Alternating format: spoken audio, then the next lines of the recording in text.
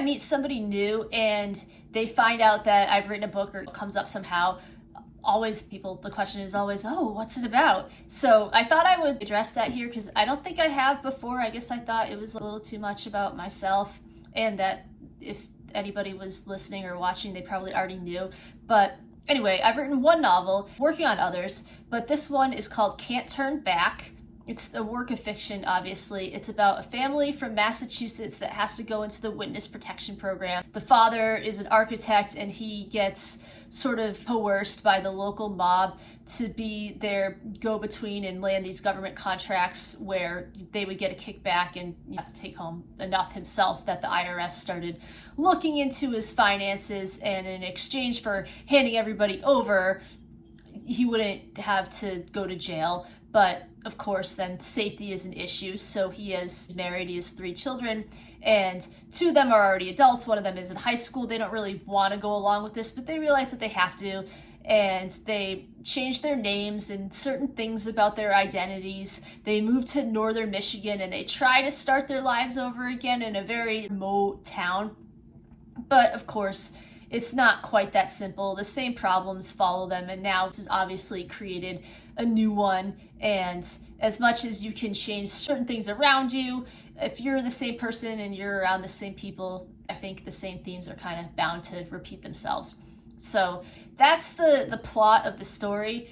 Usually after I explain that to people, the question I always get is it based on a true story? And I'll kind of joke around like, LOL, like, yeah, that's me. That's the story of my life. It's not. It's a work of fiction. Obviously, there are things I draw inspiration from my family, and also I was 21 when I started writing it. I was 28 when I finished it, which is it's been a whole other topic of conversation as to why it took that long. It normally should not take that long to write a book. But anyway, I was pulling from inspiration from my earlier life, so it was not only my family, but also other families that I grew up around and had become close to and got to see kind of the inner workings of, and it inspired my work. Of course, being from Massachusetts in this part of the country, you write what you know, but I think also there's sort of a motivation to want to, I guess sort of represent your hometown, and you're going to put it anywhere. Why wouldn't you put it there?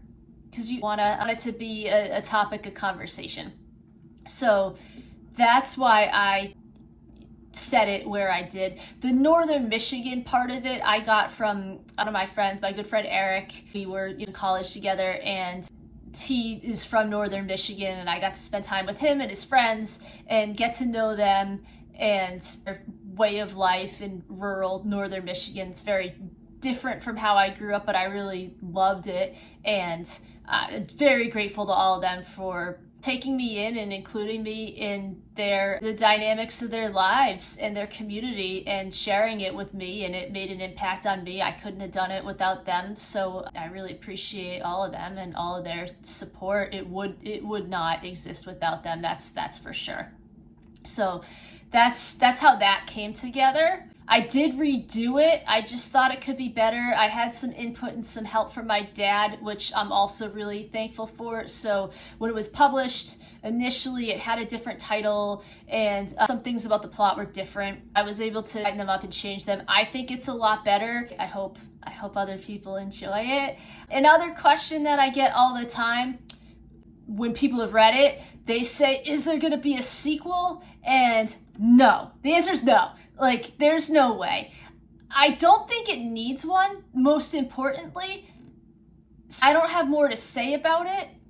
But also, I don't know. I just feel like I'm so far removed from the person that I was when I wrote it that it took a lot to even go back and revisit it to redo the parts of it that I felt like I really had to make it as good a quality of book as I knew it could be. I can't see myself going to that place again. I don't even connect to or relate to it anymore, so I think for me that would be particularly challenging. I have no interest in it. There's really nothing that could make me want to do it, and again, I don't think it's necessary, so there's not going to be a sequel.